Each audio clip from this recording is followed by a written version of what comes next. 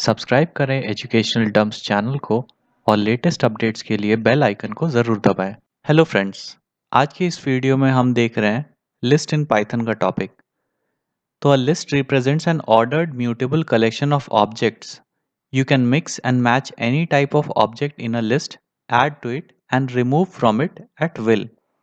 तो लिस्ट आपका एक ऐसा कलेक्शन होता है जिसमें आप डिफरेंट डिफरेंट टाइप के डेटा टाइप्स के डेटा को इंसर्ट कर सकते हैं।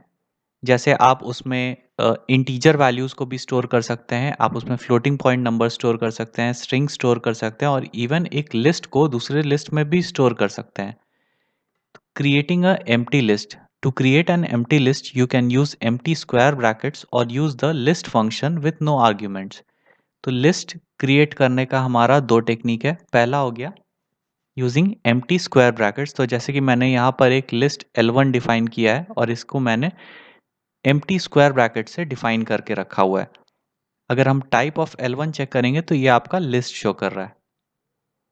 दूसरा टेक्निक हो गया हमारा यूजिंग लिस्ट फंक्शन। तो मैंने एक लिस्ट L2 को स्टोर करके रखा हुआ है। अगर आप टाइप ऑफ L2 चेक करेंगे तो ये हमारा एक लिस्ट है। लिस्ट आपका एक फंक्शन होता है। एडिंग टू लिस्ट हम किस तरह से करते हैं वो भी हम देख लेते हैं। तो सपोज हमारा एक लिस्ट L1 है जिसमें हमारा 3 वैल्यूज़ है, 3 स्ट्रिंग वैल्यूज़ हैं इसमें। दूसरा लिस्ट हमारा L2 है जिसमें हमारे 3 वैल्यूज़ हैं, लेकिन एक वैल्यू हमारा स्ट्रिंग है, दूसरा इंटीजर है और तीसरा फ्लोटिंग पॉइंट नंबर है। तो लिस्ट कॉन्कैटिनेशन आपका डायरेक्टली प्लस साइन से हो जाता है। ये आप देख सकते हैं कि हमारा दोनों लिस्ट का वैल्यूज़ जुड़ चुका है।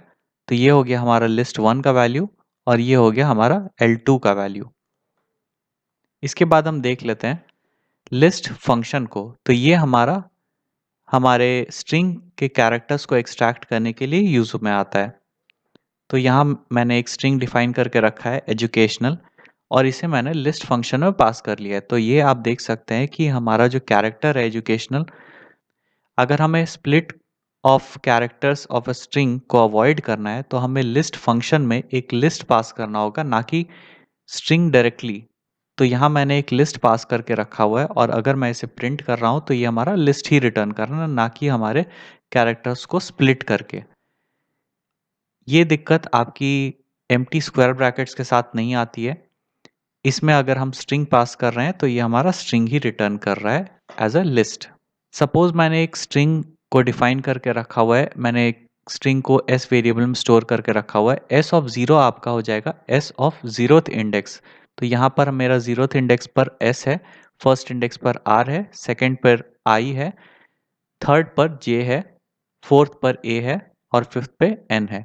तो अगर मैं s ऑफ 0 प्रिंट करना चाहूँ तो ये मेरा फर्स्ट एलिमेंट को प्रिंट कर देगा। अगर मैं s ऑफ -1 प्रिंट करना चाहूँ तो ये मेरा लास्ट एलिमेंट को प्रिंट कर देगा, क्योंकि अगर हम बैकवर्ड डायरेक्शन में देखें यानी राइट टू लेफ्ट अगर हम देखें तो हमारा इंडेक्सिंग स्टार्ट होता है -1 से, -2, -3, -4 इस तरह से। तो मेरा s ऑफ -1 का वैल्यू हो जाएगा मेरा लास्ट इंडेक्स जो कि होगा n। अगर हमें एक पार्ट ऑफ स्ट्रिंग एक्सट्रैक्ट करना है तो इसके लिए हमें क्या करना होगा। तो यहाँ पर मैंने इस तरह से यूज़ किया है। ये आपका क्या डिनोट कर रहा है कि मुझे स्ट्रिंग को एक्सट्रैक्ट करना है from the starting point 0 to index 3 excluding index 3। तो ये मेरा हो जाएगा 0, 1, 2 और 3 पर मुझे एक्सक्लूड करना है 3 को। तो ये मेरा प्रिंट हो गया SRI।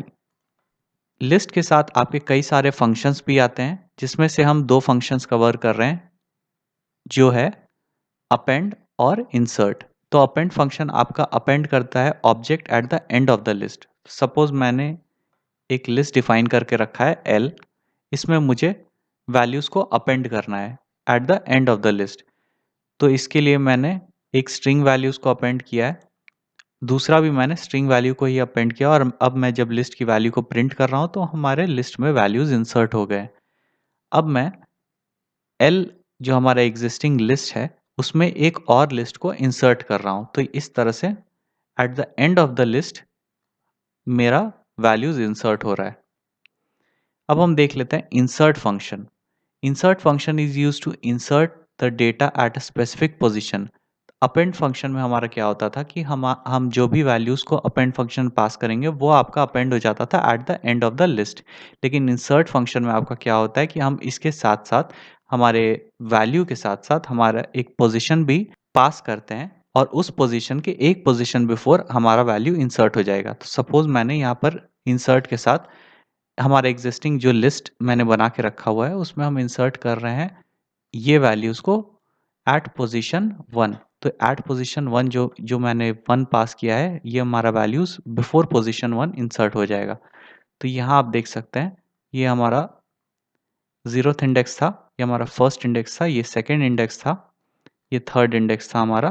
तो ये फर्स्ट पोज़ीशन के पहले हमारा वैल्यू को इंसर्ट कर देगा, यानी फर्स्ट पोज़ीशन आपका ये था, इसके पहले हमारे वैल्यू को यहाँ पर इंसर्ट कर देगा। तो यहाँ आप देख सकते हैं कि फर्स्ट पोज़ीशन में ये वैल्यू इंसर्ट हो गया है। मैंने यहाँ पर -1 पास किया है, तो हमारा जो -1 होता है, वो होता है हमारा लास्ट इंडेक्स। तो हमारा वैल्यू जो इंसर्ट होगा, वो बिफ़ोर लास्ट इंडेक्स हो जाएगा, यानी सेकंड लास्ट इंडेक्स। तो ये आप देख सकते हैं, मैंने ये लिस्ट को पास किया हुआ था -1 पोज़ीशन पे, तो ये सेकंड लास्ट इंडेक्स पे हमारा वैल्यू इंसर्ट हो गया है।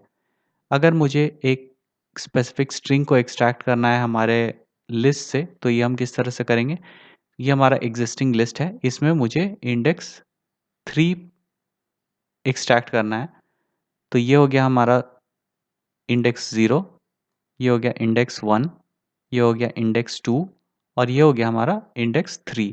इस इंडेक्स 3 में मुझे इंडेक्स 2 को एक्सट्रैक्ट करना है। तो ये हो गया हमारा इंडेक्स 0, ये हो गया 1 और ये हो गया 2। तो ये हमारा प्रिंट हो रहा है सब्सक्राइब। अगर हम किसी लिस्ट को किसी स्ट्रिंग के साथ जोड़ना चाहें, तो ये हमारा एरर थ्रो करेगा। यहाँ पर आप एरर देख सकते हैं, can only concatenate list not string to list. यानी हम लिस्ट्स को सिर्फ लिस्ट से ही कॉन्कैटिनेट कर सकते हैं, स्ट्रिंग से नहीं कर सकते हैं। तो अगर मुझे इस स्ट्रिंग को कॉन्कैटिनेट करना है मेरे लिस्ट के साथ, तो इसे हमें एज अ लिस्ट पास करना होगा, ना कि एज अ स्ट्रिंग पास करना होगा। तो ये आप देख सकते हैं, मेरा स्ट्रिंग मेरे लिस्ट के साथ कॉन्कैटिनेट हो गया है। नेक्स्ट हम इटरेटिंग का कॉन्सेप्ट देख रहे हैं।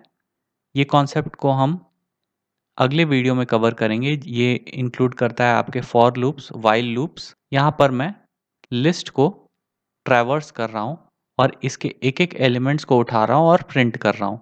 ये आई जो हो गया, वो हमारा लोकल वेरिएबल हो गया और लिस्ट से एक-एक वैल्यूज़ आई में स्टोर होंगे एट इंडेक्स 0, 1, 2, 3 और ये एक-एक वैल्यूज़ प्रिंट कर देगा।